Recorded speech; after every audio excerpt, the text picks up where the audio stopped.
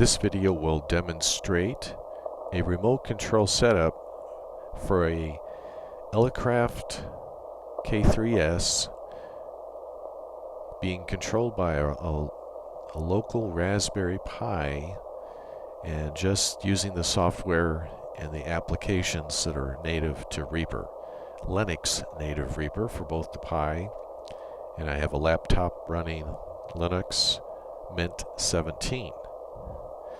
So we're using remote viewer here, REALvnc viewer, and the Restream that you see is native to the Linux native REAPER's own plugins, and it's just a streaming app.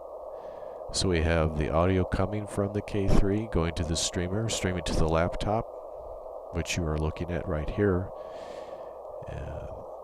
This is the laptop setup here, and then this is the REALvnc viewer. So we have running jack audio here, and the system you see, the highlight on the left, is using the K3S's own USB sound card. If your rig doesn't have a sound card, you can still use this setup. All you have to do is get another USB sound card with line input and line output. So we have the audio coming from the K3 on the left side. Systems going to REAPER input. On the REAPER input, we have this green highlight right here, which is this Restream right here. Now this middle one here, this highlight, this FX button, is containing this Restream app. So I'm going to receive audio from the laptop, so that's why we have these identifiers. So we're sending audio to where the laptop IP address is, and it's going to receive audio from the laptop. Send to the laptop from the laptop. We're using GRIG to control the rig's frequency. And you have a few other controls that you can use.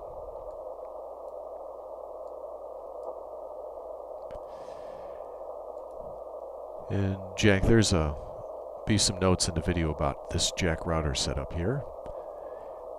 In the setup, we're using for the input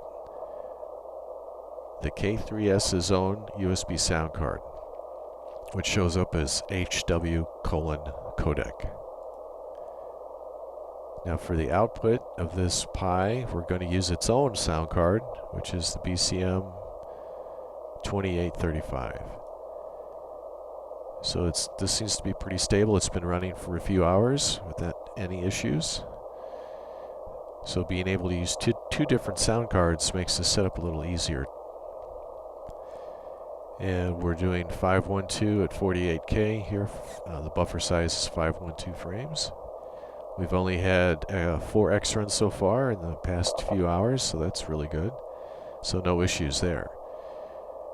The CPU is running about 20 to 30%, and that's with the REALvnc viewer running.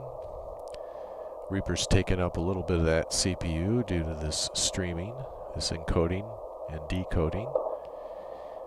Latency is very low, and you really won't notice much as far as how you normally send Morse code to key your rig, and then especially if you're using QSK and you want to hear the audio between sending. So I'll send a QRQ out here, QRL, and you could hear the audio back and forth a little bit like that. We have a internet connected wireless cam, and I'll do this test here. That way you can check the waveforms to make sure that the K3 on the right here is performing as expected.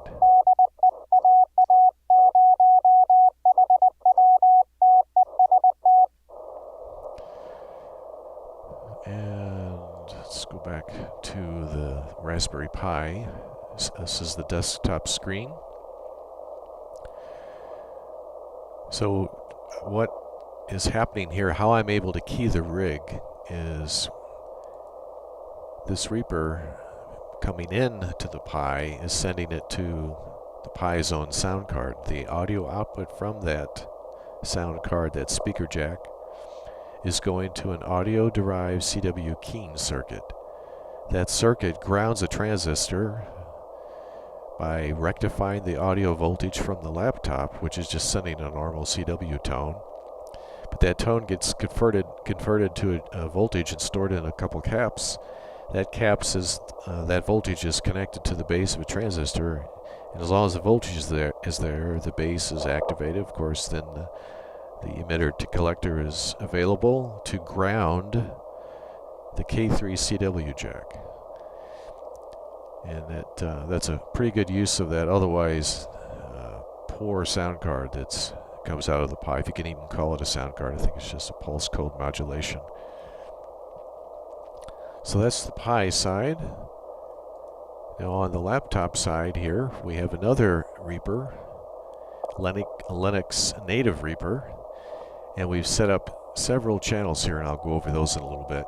This oscilloscope you see here is a plug-in that you can get for Reaper. It's a JS plug-in, and it's called Scope, S-K-O-P-E, and there'll be some notes in there if you want to use this.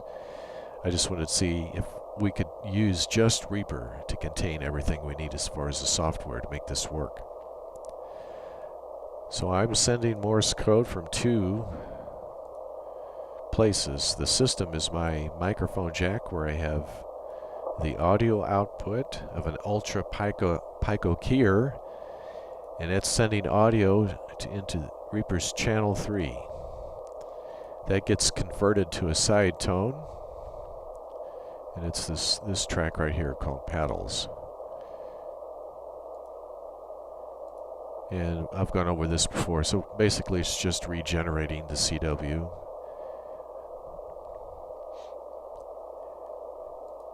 And this is the synthesizer, and with a bandpass filter after it. I won't go over this since I've covered it in some other videos a few times now.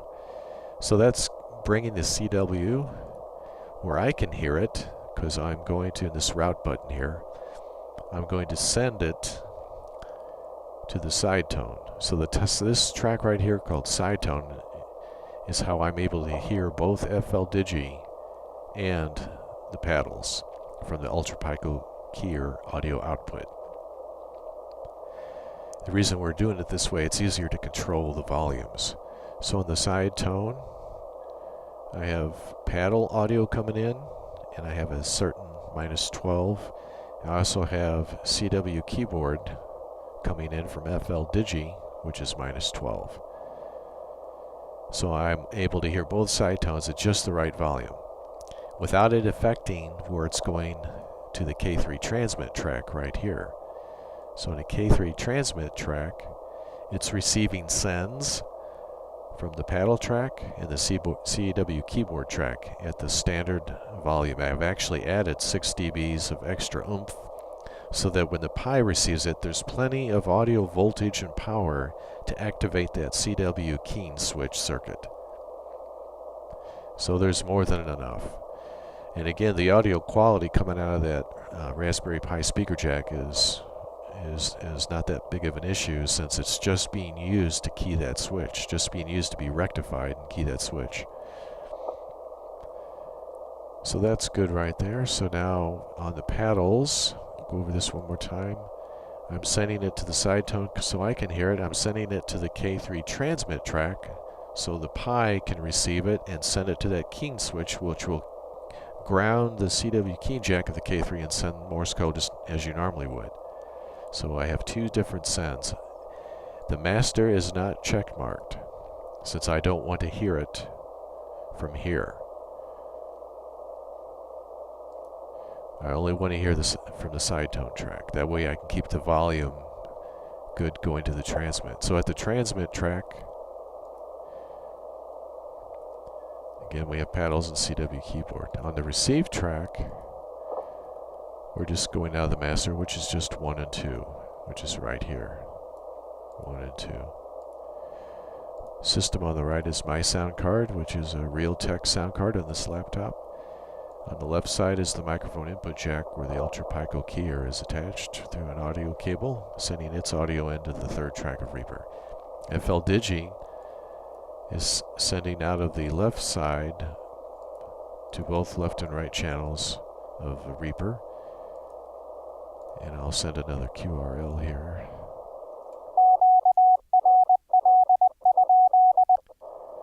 So that's working, and you can hear the audio QSK in the background. Once the element is finished, you can get receive audio just like you normally hear on QSK. So on the transmit, we have this. So we have Restream, and it's just an app that you plug in. You just click add. So let me do this again. So you would click add and then look up down here, Restream. Just select it like that. Then it'll come in. Now the identifier is to help keep things straight, since I'm having two streaming apps at the same time. So that's how we can keep track of them. And if you have an identifier, then it will only accept audio if the identifiers match precisely. So we're sending audio to the Pi, which has this IP address.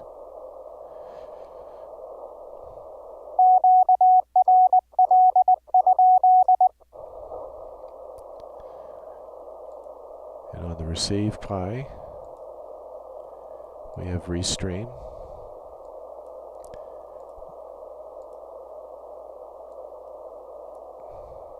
Right here. And there's the identifier from K3S. And there's the identifier here from K3S. So this is sending audio to the laptop. And I am receiving it.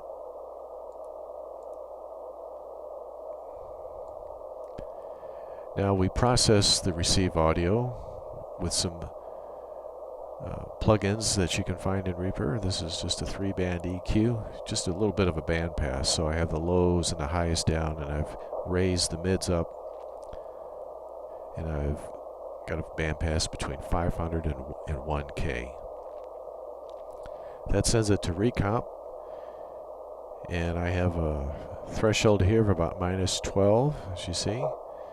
So it'll start compressing so that the signal stays stable and doesn't start distorting on my side. These are just the default settings otherwise, except for the low pass and high pass. Again, you're just trying to get a bit of a band pass in there. Then we go to re-EQ.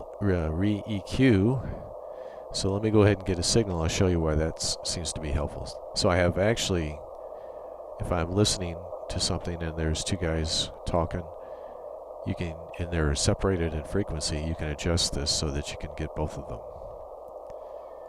And that's just sending it to here. So let's go back here, and I'll go see if we can find a QSO, and I'll demonstrate this. And start clicking around GRIG here.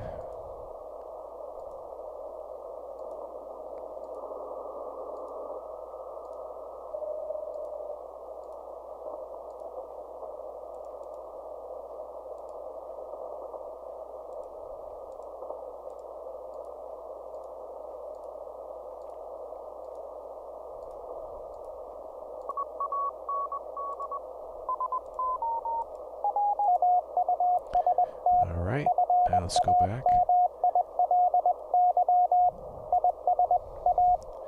So you see, it gives you where the frequency is, so I'm gonna move that second one.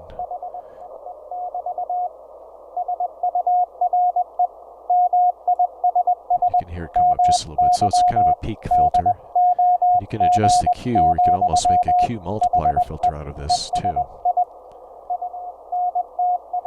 And if you had, again, if the other guy wasn't, or the other op wasn't close to this, you could use this one, or add another one. So you just hit add band.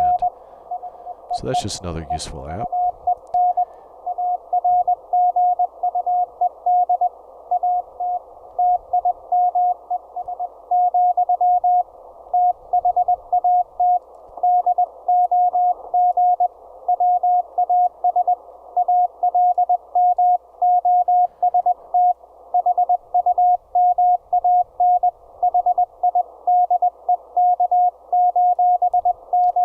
So climb up here a bit, get away from that.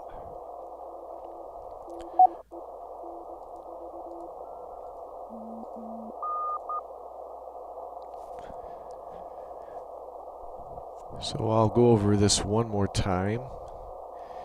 The Pi is set up to use the jack audio connection kit. We're using the sound card from the K3S, its USB sound card, as the input device for the Pi.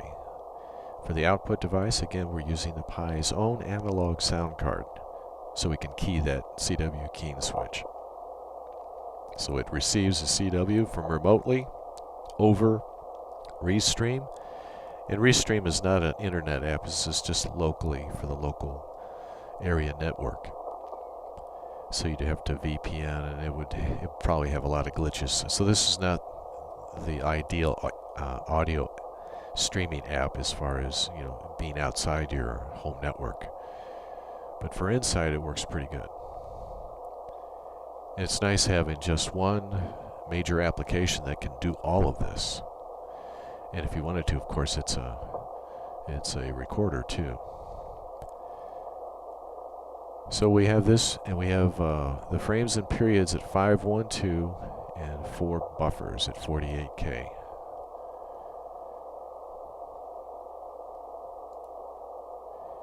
And we've only picked up one extra X run since we've started the video, which is pretty good. So this is operating.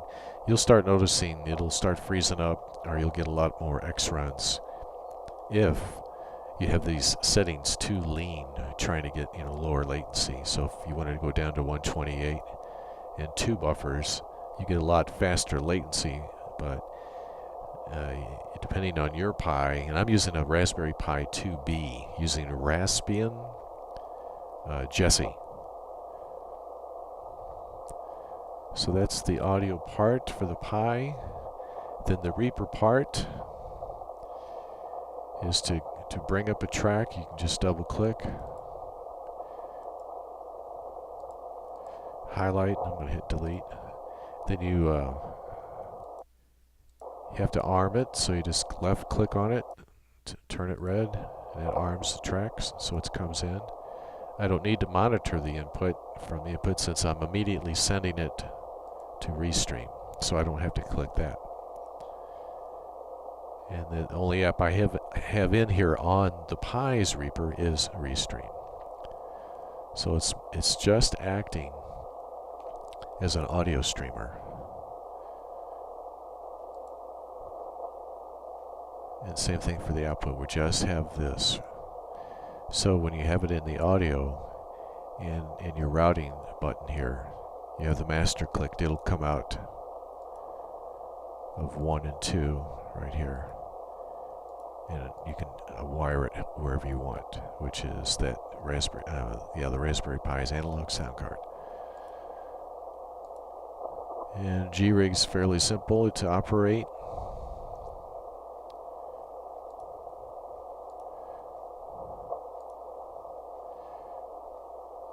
I just bring up terminal.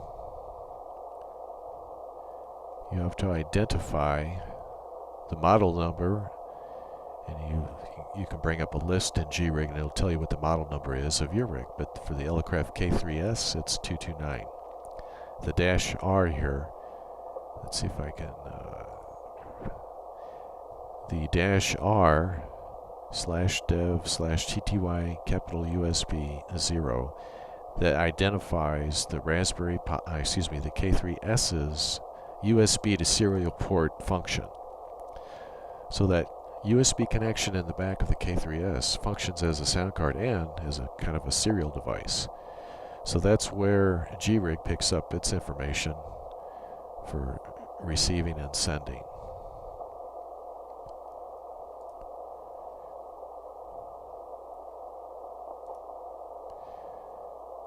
And then it starts like this. This is fairly simple, but I found it works really good for what I need it for, and that's mostly just to change the frequencies. So I don't have to walk from here into the other room and do it. So that's the Pi. I have that camera so I can watch if I hear something that doesn't sound right, I can take a look at the scope. And of course this camera that I have will also work over the internet. So if all I would have to do is use a different audio app if I was outside here. And Restream actually does have its own audio system that works off the internet, but it's a little bit complicated as far as a little bit more delay too, but it's called Ninjam. So this already has a Ninjam client, so all you would need is an Ninjam server, which I do have on the Pi, but the latency is just a little bit longer. So I prefer a lower latency. And we've already discussed this a couple times. We use Jack Trip. You can use a couple other ones, WebRTC, a few other ones, but Jack Trip is probably one of the best ones and the lowest latencies.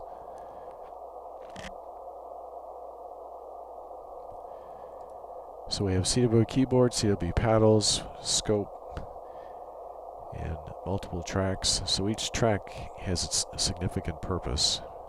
I'll just cover this and then I'll finish up here. So the receive is only coming in from the Restream.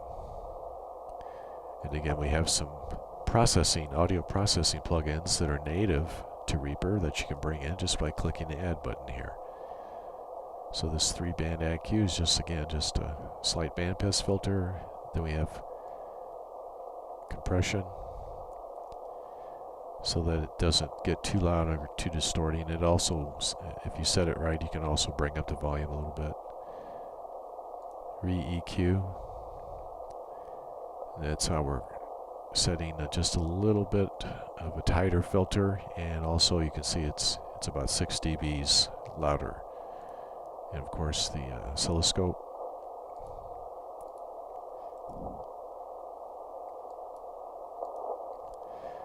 Transmit.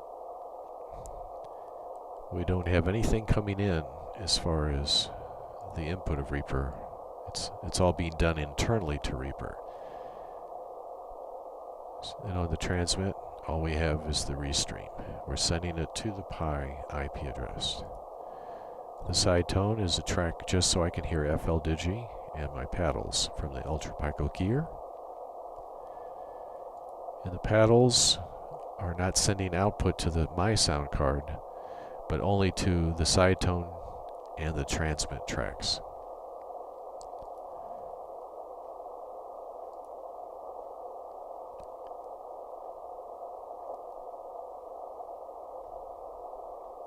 And the master is not checked, otherwise you're going to get double the audio. So I think I've covered everything I need to show you the basics of the setup. It's a little bit of a learning curve getting to know Reaper, but this is a fantastic application with a ton of plugins that comes with it and a ton more that you can bring. You just have to tell her where it's at. So the Linux native Reaper now will recognize all the VSTs that are native to your Linux operation. And of course, Reaper is also multi-platform, so you have a Macintosh, you've got Windows where you could use Reaper for a very similar setup to this. So I could be using a Mac laptop or a Windows laptop and still accomplish this using Reaper, since Reaper has all the plugins that work on every different type of platform OS. Thanks for watching.